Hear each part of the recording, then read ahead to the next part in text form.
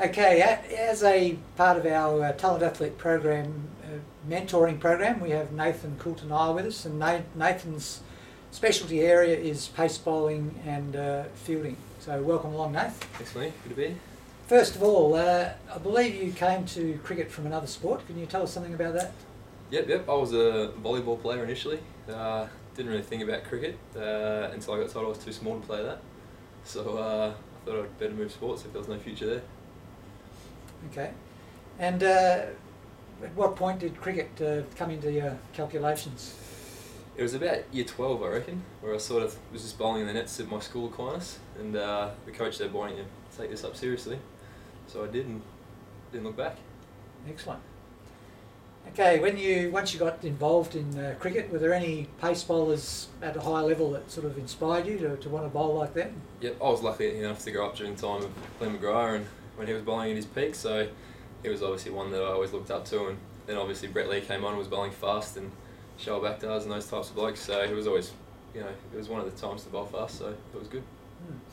So if you're in year 12 when you first started getting pretty serious about it, you certainly made a rapid rise. I can remember being involved with you in the under-19s in Adelaide when Kate Harvey was coach, and I remember, I think from memory, one game he took 7 for 30 against ACT. So by that stage, were you pretty serious about your cricket aspirations, where you wanted to go? Yeah, I think I was contracted at that stage, and I hadn't had a great tournament up until that game, so I thought I'd just go running and try and bowl fast, and luckily the ball went in the right spot and I got a few wickets.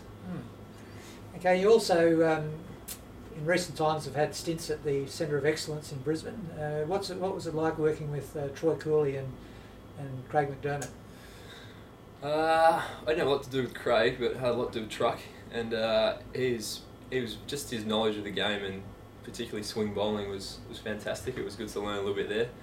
I had the likes of Peter George and Pattinson there with me at the same time, and they're obviously up and coming right now. So I mean, I learned a lot off him, and that was I think it really helped my cricket.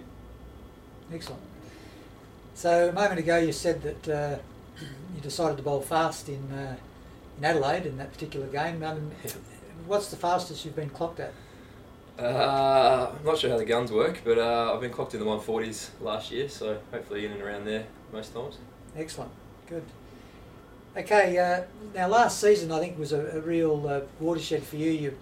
Your game really came on. I can remember a game here against South Australia when I think you bowled the team to victory in the last over, which is a fantastic win for the state, and also in two pennants for Subi Floreat. What would you say was the turning point that happened last season? Anything in particular? Probably all the other fast bowlers getting sacked was probably the turning point where I sort of thought I better get serious here. New coach Mickey Arthur wasn't taking much for granted, so I thought if I don't lift my game here, I'm going to go the same way as the other boys. Okay, just changing tack for a moment on fielding. Yep.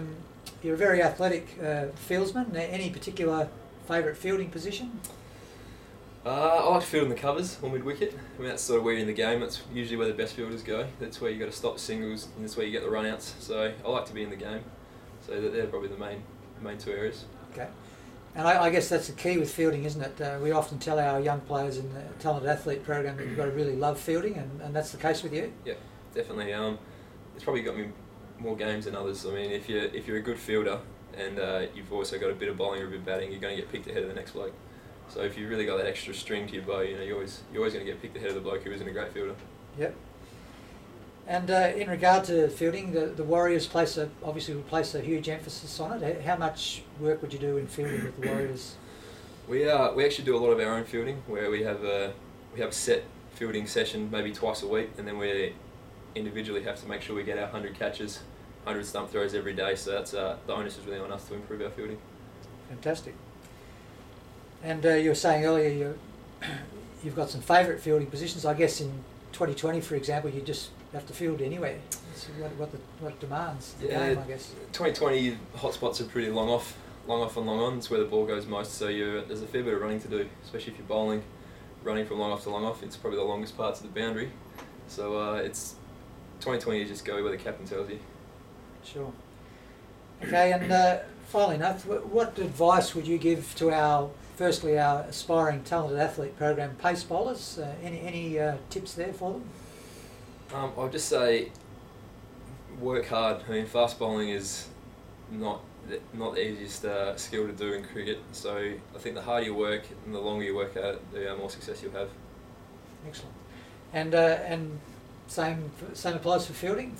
Fielding is just about repetition, just getting more catches and more stump throws, and that's how you get better. Excellent. All right, Nath, thanks very much for that. Thanks, Great Benny. stuff. Pleasure to be here. Thank you.